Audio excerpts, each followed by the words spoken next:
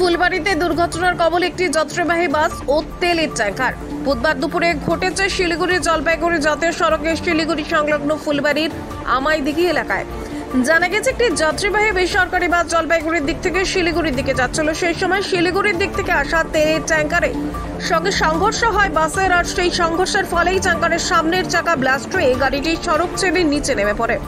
উল্টো দিকে সংঘর্ষের ফলে বাসে থাকা কয়েকজন যাত্রীর সামান্য আহত হয়। তাদের উদ্ধার করে ফুলবাড়ি একটি বেসরকারি হাসপাতালে পাঠানো হয়। খবর পেয়ে ঘটনাস্থলে ছুটে আসে ফুলবাড়ি হাইওয়ে ট্রাফিক আউটপোস্টের পুলিশ ও এনজিপি থানার পুলিশ। দুর্ঘটনাগ্রস্ত গাড়িগুলিকে উদ্ধার করে ঘটনার তদন্ত শুরু করেছে পুলিশ। ফুলবাড়ি এখানে আমার সামনে মারুতি আছে, আমি খুব 30-এর স্পিড, সামনে মারুতি আছে আর ও টায়ার বাস করে আমার সামনে মারিয়ে দিল মাঝখানে। এটা কি গাড়ি ছিল? ট্যাঙ্কার, তেলের ট্যাঙ্কার।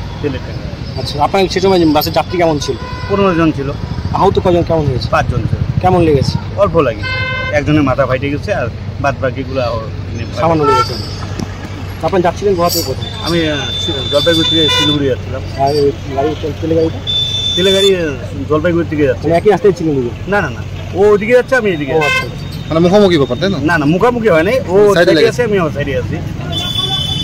কিন্তু আমার গাড়িতে নামারে যদি মারুতিটা মারতো তাহলে তো অনেক লোকের ক্ষতি হয়ে যেত। এমনিতে তো তেল বোঝায় ট্যাঙ্কার, প্রায় ট্যাঙ্কারের সাথে বাসের এই যদি দুর্ঘটনা ঠিক মতো হতো তো কতটা মানে দুর্ঘটনা দারুণ হয়ে যেত স্যার, বিশাল অনেক জনের ক্ষতি হতো। হ্যাঁ, যদি সামনেই মারিয়ে দিত তাও মোটামুটি আমার 15টা স্পট ডেট হয়ে যেত। অল্পের জন্যই বেঁচে গিয়েছেন বলে, তাই তো?